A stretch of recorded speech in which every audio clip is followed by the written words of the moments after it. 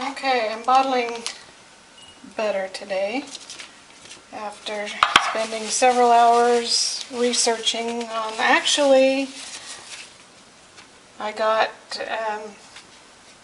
powdered butter for our food storage for baking, and had heard that there is such a thing as canned butter.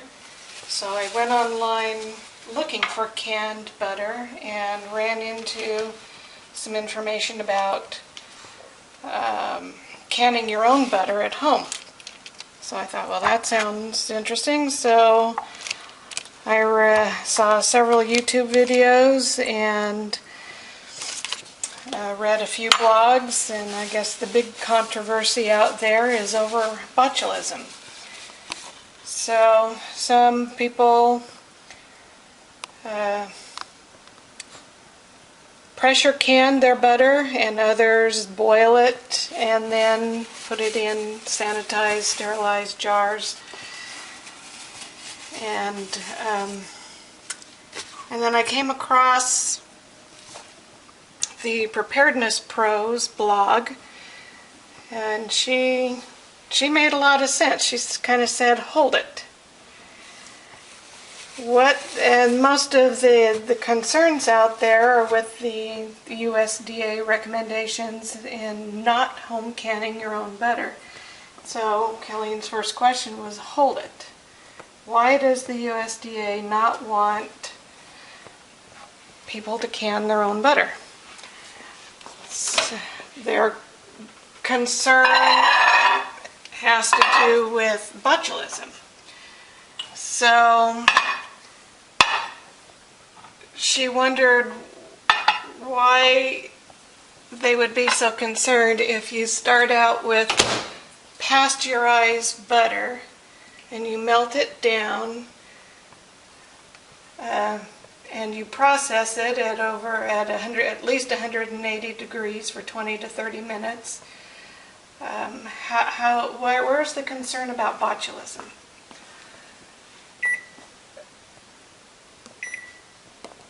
So I thought, yeah, that makes sense. So I kept reading the Preparedness Pros blog, and she indicated that she's always looking for faster, easier ways to be prepared, and she has a solar oven and thought, if I can pasteurize water with the little whoppy gadget that you get with the SOS Sport Oven, if you can pasteurize water, why can't you pasteurize butter, even though it's already been pasteurized? So she gave instructions on her blog for how she cans butter. You melt the butter in the jars, you process the jars in the solar oven for 20 to 30 minutes at least 180 degrees. You bring the cans in, put them on your counter, let them cool, the jars seal. You shake the jars every 10 minutes to combine the butter solids with the butter, or the milk solids with the butter if you want, and then you put them in a cool, dark place and leave them there for up to 3 to 5 years. So that just made a whole lot of sense to me.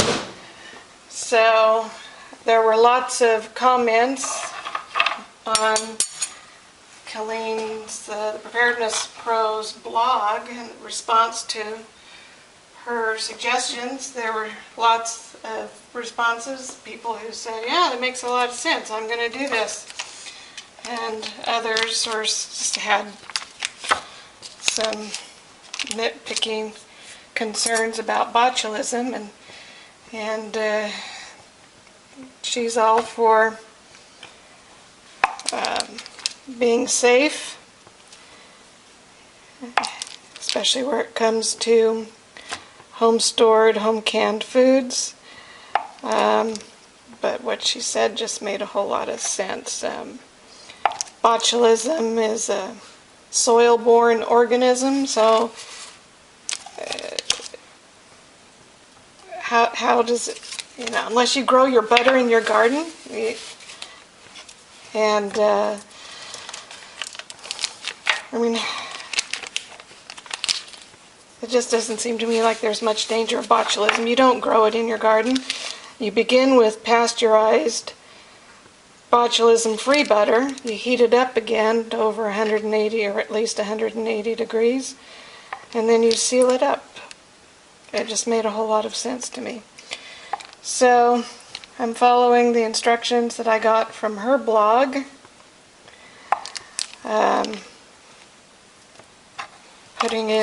Putting butter that I got from Sam's Club. Each of these half-pint jars, if you fill it to the very rim, to the point where it's going to overflow, that is 1 cup. And so I'm putting about 1 7/8 cups of butter in these jars, just so it has a little bit of headroom. And then I put my lids on, tighten the lids down with rings, and take them out to the solar oven. Takes about a half hour for the solar oven to get up to 180, 200 degrees, and then you leave the jars in there for 20 to 30 minutes at that temperature. You go get them and bring them in the house. I don't think it gets any easier than that.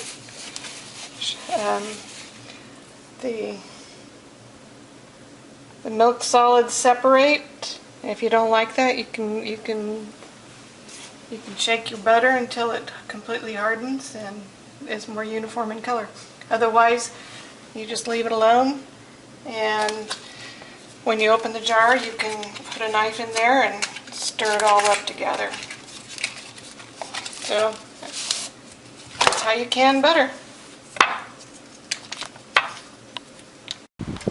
Okay, jars of butter have been in the solar oven for about an hour. It takes about a half an hour for the temperature to get up at least to 180 degrees.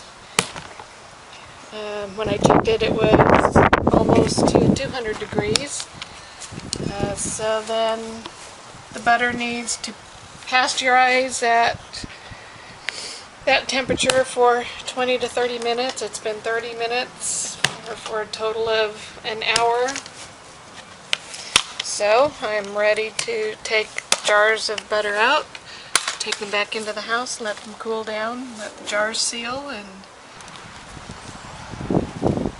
okay, I'm using this jar lifter. Take the butter out of the solar oven because they are 200 degrees. That's pretty hot, so I don't want to get burned. You'll notice in the jars the milk solids have separated from the butter itself. As the jars cool, I will shake the jars up about every 10 minutes as they cool, and that will mix the solids back into the butter. It's a preferential thing. You don't have to shake the jars. You can just let it cool as it is. When you open the jars to use the butter, you can stir it then and combine the milk solids with the butter.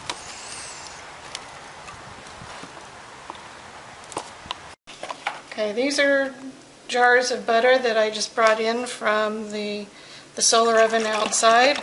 So every 10 or 15 minutes I shake them up. You can see I've shaken them a couple of times already, but it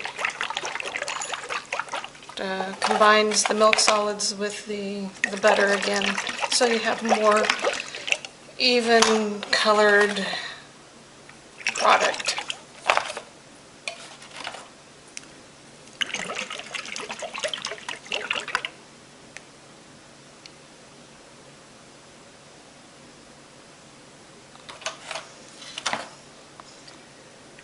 But again, there's no harm in leaving it leaving it separated until you're ready to use it, and then just stir it up with a knife.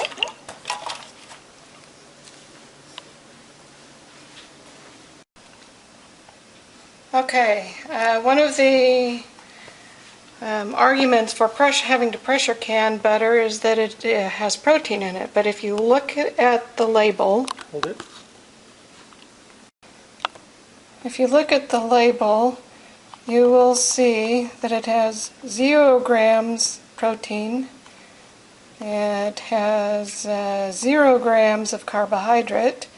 It's totally fat. So butter is not a protein. You don't have to pressure can it like you do meats. Whether you do the stovetop method of canning or use the solar oven for canning, it should be safe. For those of you interested in directions from the Preparedness Pros blog, we'll put the link below. Okay, I mentioned that I got some powdered butter for baking. It works great for baking, but there are just some things that in cooking you just need the real thing. I reconstituted some powdered butter and put it on a piece of bread and tasted it, and it didn't taste like butter.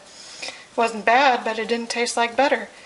And then I took some of that reconstituted powdered butter and put it in a frying pan and melted it, except it didn't melt. So you can't use the powdered butter in frying or for cooking or for making white sauces or cream sauces.